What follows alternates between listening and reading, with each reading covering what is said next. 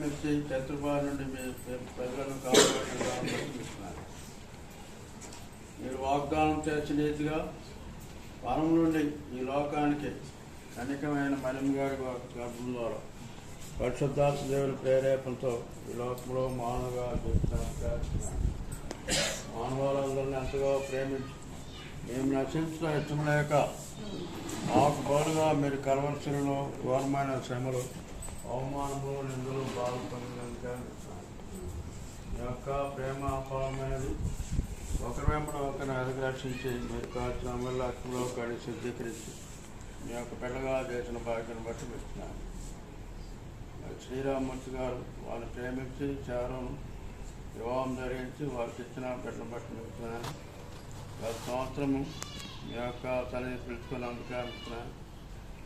మరి శ్రీరామూర్తి గారిని కుమారుడు కుమార్తెలను బంధువులందరూ మీరు చెల్లెళ్ళు ఆదరించి కాపాడుతూ కోరుతున్నాము. మేము దోషలను మరుగుపరిచి పాటలు పాడటం వాక్య పరిచర్యలోను బలాన్ని పాత్ర వాడుకోవచ్చుగా కోరుతున్నాము. ఇంకా బంధువులు ఎవరైతే నమ్మలేదో వారు కూడా నేను నమ్ముకొని మీ యొక్క రాడ కొరకు చెత్తపడినట్టు నడిపించవచ్చుగా కోరుచు. మీరు ఇచ్చిన నిత్యరక్షణ శాంతి ఆనందాన్ని బట్టి మీరు తెలుసుకుంటూ ఇంకా రావాల్సిన ప్రియులు సకాలం ముక్తాగా మీరే సహాయం చేయవచ్చు. యేసుక్రీస్తు ప్రభు నామకే స్తుతులు తెలుసుకుంటూ ప్రార్థన చేసుకుంటున్నాం తండ్రి. ఆమేన్.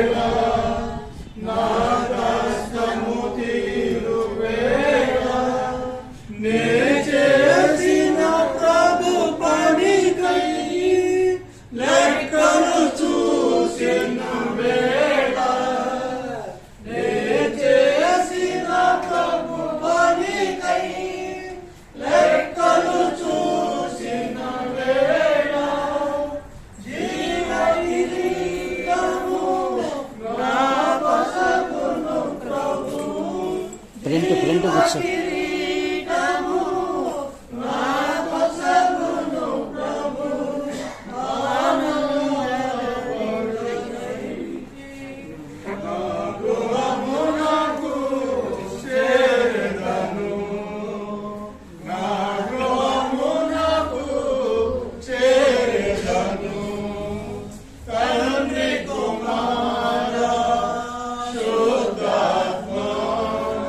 Create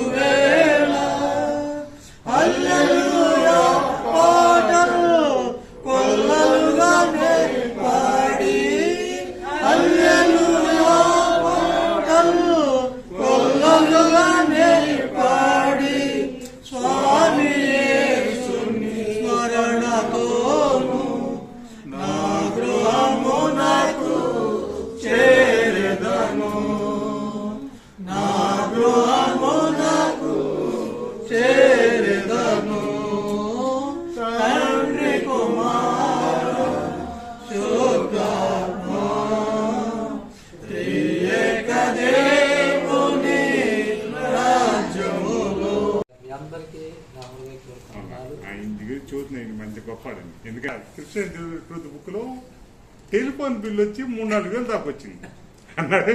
అయ్యా ఈయన పిలిచి మాది అదేదో ఈయనకు పంచిపోయా అన్నాడు. నేనేమన్నా అంటే ఫస్ట్ ఈ పోరికి లాక్ చూడవయ్యా అని అన్నాను. పెట్టేదేమో ఓకే, ఈ లాక్ ఆ నెంబర్ల మీద ఉండాలన్నమాట. అవి చెక్క పెట్టి చేస్తా అన్నాడు. 3 రోజులు దాకా పనిచేశాడు. లెక్క ప్రకారం 3 రోజులకి 3,600-1,800 ఇవ్వాలి. ఏంది నువ్వే చెప్పా ఎంత ఇమ్మంటావా అని అన్నా. పని చిన్న పని, రిస్క్ పని, కష్టపడి 3 రోజులు చేశాడు. ఏంది ఆయన ఏమనంటే 500 ఇమ్మన్నాడు. అంకుల్తో కూడా నేను చెప్పాను, అయ్యా రమేష్ మనగాడయ్యా, ముఖ్యంగా పాస్టర్ గారు వెళ్తారు, ఇంకా కాస్త ఎక్కువ ఇవ్వమని అన్నాడు. దానికి ఇచ్చాను. అట్లా చూసాను. ఎప్పుడు దాదాపు బుక్ షాప్ 5 దాకా అయి ఉండొచ్చు. అంకుల్ బాగా తెలుసు ఆయన. ఇప్పుడు నేను వెళ్ళినప్పుడు కూడా 10 మంది తీసుకొచ్చేవాడు ఈయన్ని. యాత్రలో ప్రభువాని పాదమే శరణం.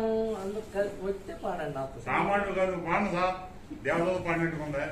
నా జీవిత యాత్రలో ప్రభువాని పాదమే శరణం. ఈ లోకమందు నీవు తప్ప వేరే ఆశ్రయము లేదు. ఈ లోకమందు నీవు తప్ప వేరే ఆశ్రయము లేదు. నా జీవిత యాత్రలో ఈ లోక నటన ఆశాలన్నీయు తరిగిపోవుచుండగా, ఈ లోక నటన ఆశాలన్నీ శరణం. ఈ లోకమందు నీవు తప్ప వేరే ఆశ్రయము లేదు.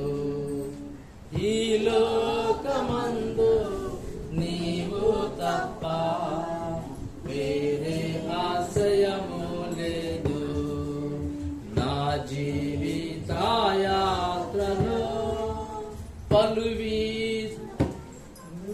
పలువేద శోధనలు కష్టములు ఆవరించుచుండగా, పలువేద శోధనలు కష్టములు ఆవరించుచుండగా,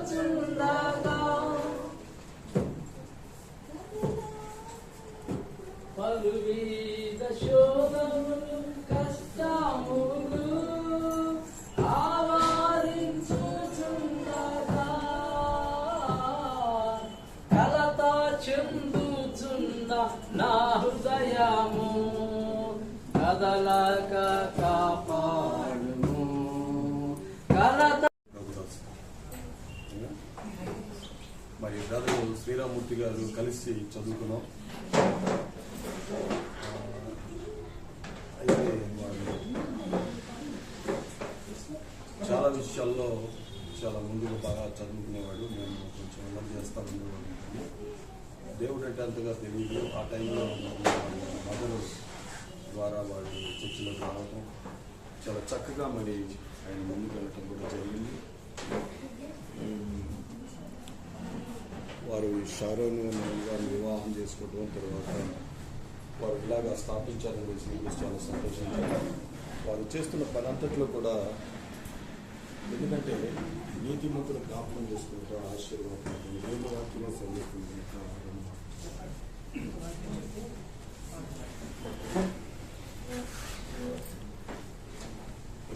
చదువుకుంటున్నాం. సామెతల గ్రంథం 31వ అధ్యాయము 8వ వచనం నుంచి చదువుకున్నాము. సామెతల గ్రంథం 31వ అధ్యాయము 8వ వచనం నుంచి చదువుకున్నాం. మూగ వారికి దిక్కు లేని వారికి న్యాయము జరుగునట్లు నీ నోరు తెరువు. నీ నోరు తెరిచి న్యాయముగా తీర్పు తీర్చుము. దీనులకు శ్రమపడు వారికి దరిద్రులకు న్యాయము జరిగించు. గుణవతి అయిన భార్య దొరుకుట అరుదు, అటుది ముత్యము కంటే అమూల్యమైనది. ఆమె పెనిమిటి యందు ఆమె నమ్మిక ఉంచును. అతని లాభాప్రాప్తికి అతనికి వెలుగు కలుగుదు. తాను బ్రతుకు దినములన్నీ అతనికి మేలు చేయొచ్చు కానీ కీడు చేయదు. అలాగే మరి శారణమ్మ గారిని నీతిమంతులు జ్ఞాపకం చేసుకుంటూ ఆశ్చర్యకరమైన దేవుడి వాక్యం సెలవిస్తుంది కాబట్టి ఆ రీతిగా శ్రీరామూర్తి గారు మరి మేము కలిసి చదువుకున్న రోజుల్లో కూడా అతను ఉన్న పరిస్థితులను బట్టి మరి ఎలా చేసుకుంటాడో ఈ వివాహం అనుకున్నాం. తప్పనిసరిగా మరి దేవుని చిత్తం అయి ఉంటే ఖచ్చితంగా కార్యం జరిగి తీరుద్ది అనేది ఇప్పుడు దేవుని వాక్యాన్ని నమ్మవేసుకుంటున్నప్పుడు మేము విని ఉన్నాం. వారు వారి బిడ్డలు వారి కుటుంబాలు కూడా దీవించి ఆశీర్వదించబడ్డారు. అలాగే దేవుళ్ళు ఎదిగారు. మరి ఎన్ని అవాంతరాలు ఏదో వచ్చినా కూడా చాలా చక్కగా వారి ముందుకు నడిచి మరి స్థలాన్ని స్థాపించడం, రేపటి ప్రాంతం రావడం, ఆశీర్వదించబడడం సంకల్పాన్ని పెట్టి ఖచ్చితంగా జరిగింది. దాంతో జరిగినప్పుడు కూడా శ్రీరామూర్తి గారు చాలా ఏ పిల్లలతో కూడా ఎటువంటి గొడవలతో కూడా ఉండేవాళ్ళు, చాలా సైలెంట్గా ఉండేవాళ్ళు, చక్కగా అలాగా మాతో కూడా ఇప్పటి వరకు కూడా అలాగే కొనసాగిస్తూ ఉన్నారు. అలాంటి చాలా ఆశీర్వాదకరం సమయించినటువంటి అందరికీ కూడా మరొకసారి వేసు తీసుకున్నాను. శుభములు వందనాలు తెలియజేస్తున్నాను. మరి పాటలు రావు. గీతమే పాడనా ఆధారమయ్యున్న యేసయ్యా, కృతజ్ఞులమై జీవితమంతయు సాక్షినై ఉందును. స్తుతి గానమే పాడనా, జయ గీతమే పాడనా, ఆధారమై ఉన్న యేసయ్యా, కృతజ్ఞులమై జీవితమంతయు సాక్షినై ఉందును. నమ్మదగినవి నీ న్యాయ విధులు, మేలిమి బంగారు కంటే ఎంతో కోరదగినవి నీ ధర్మాసనము నా హృదయములో.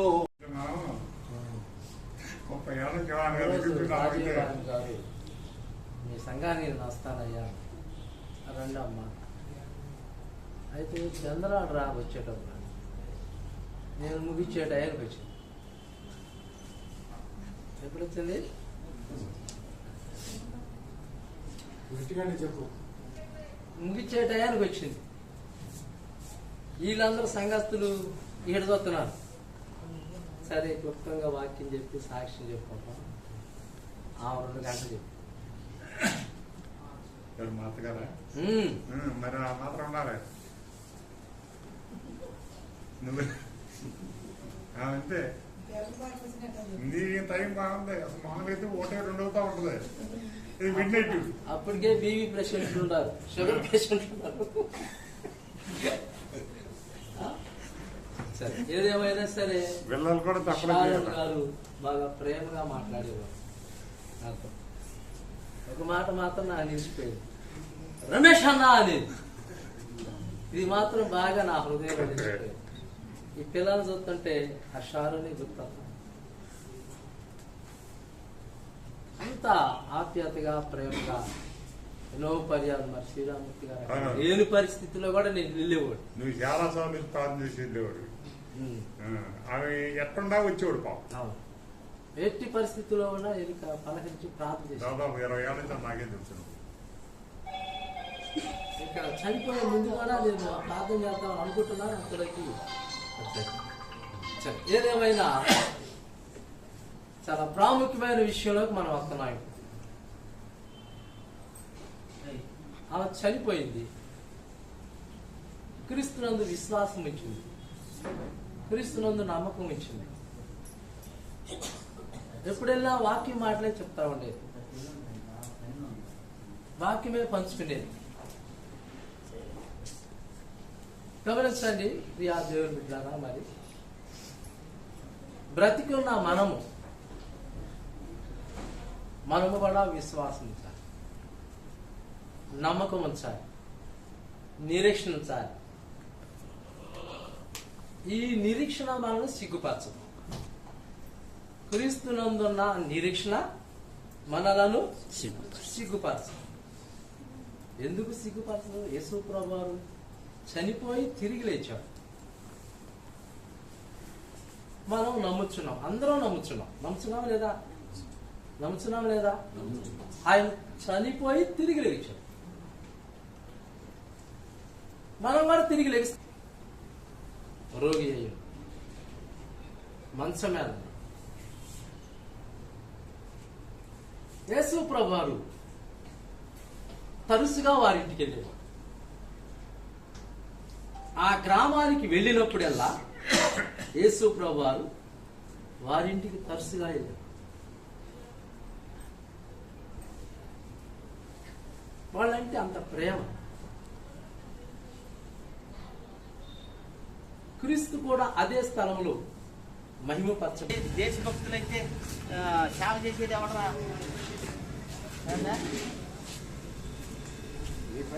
నాది కాదండి,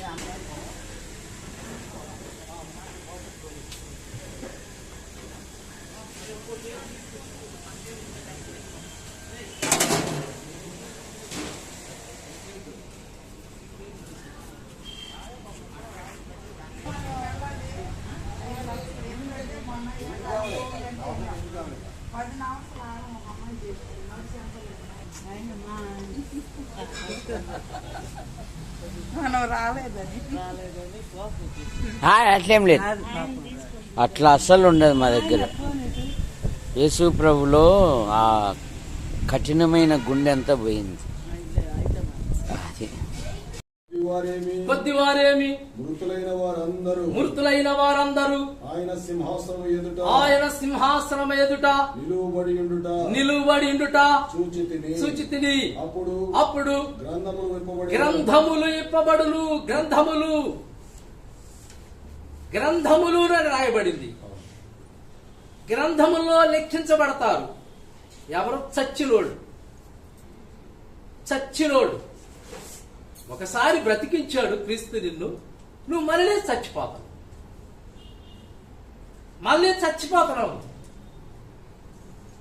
మళ్ళా సిలువేస్తున్నావు. మనం అది స్పష్టంగా రాశాడు ఎబ్రీ రాసిన పత్రిక 6వ అధ్యాయంలో 2వ వచనం.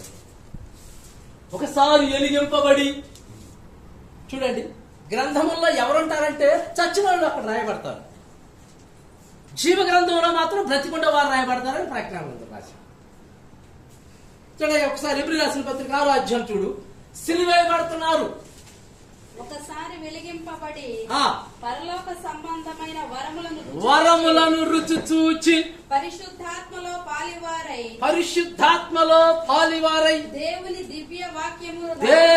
దివ్య వాక్యమును రాబోవు యుగ సంబంధు శక్తుల ప్రభావమును అనుభవించిన తర్వాత తప్పిపోయిన తమ విషయములలో దేవుని కుమారుడును మరలా సిలువ వేయుచున్నాడు.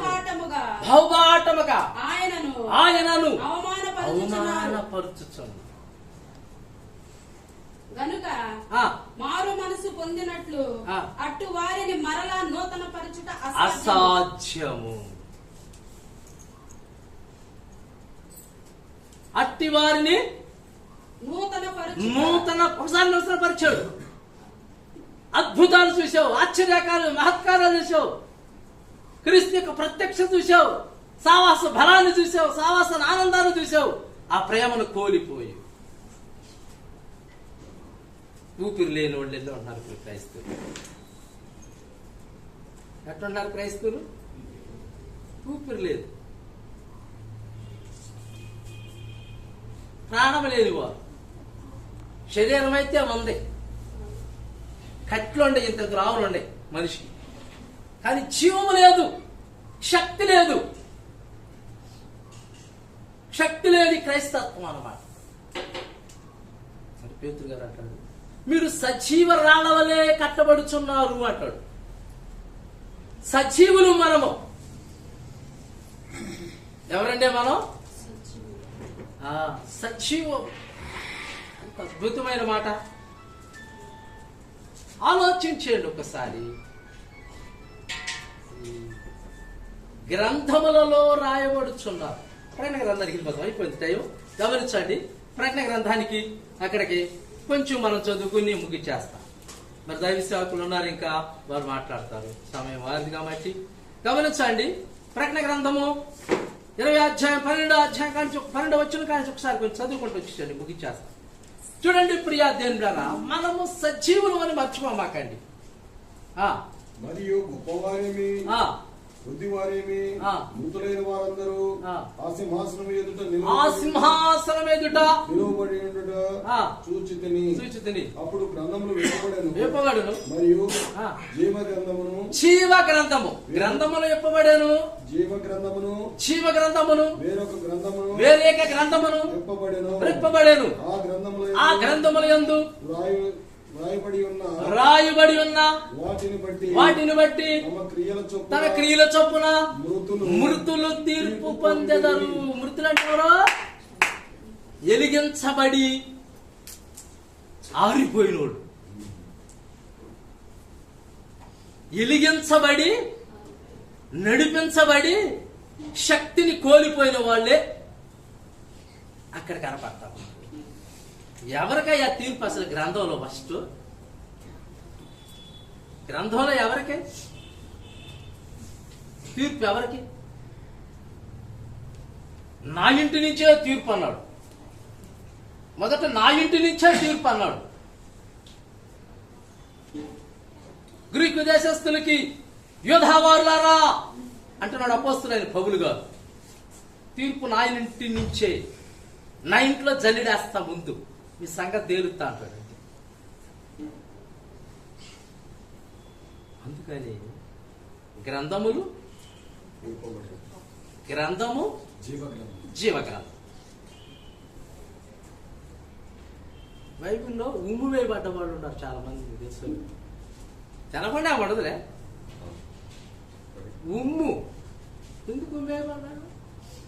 నేను వచ్చాను జీవితం. రాయ సినిమా తీసాడు కొన్ని సంవత్సరాలు, మీకు తెలుసలేదు. ఈ భాగం ఇది, ఈ భాగం అది. ఆ భాగం ఈ భాగం బైబిల్ ఏమన్నాడు? పురుషుడివి పురుషుడిగా ఉండు, నువ్వు స్త్రీగా ఉండు. ఇటు అటు అటు ఇటైతే 2 దోవలు వాడతాయి అన్నాడు వేసాడు. కొంతమంది పిల్లల పని ఏం చేస్తున్నారు? మగ పిల్లల డ్రెస్సులు వేస్తున్నారు. వాక్యానికి విరోధం.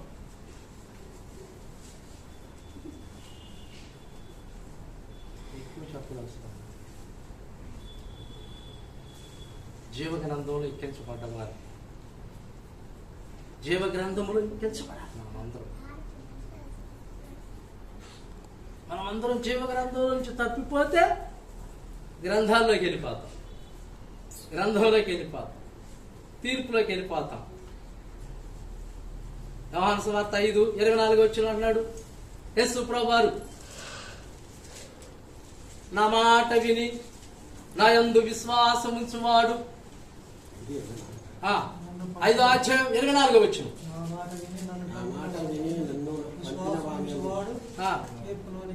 తీర్పులోనికి రాక మరణములో నుండి జీవములోనికి. అద్భుతం అన్నమాట. జీవములోకి దాటిపోతున్నాం మనం. జీవము, ఊపిరి,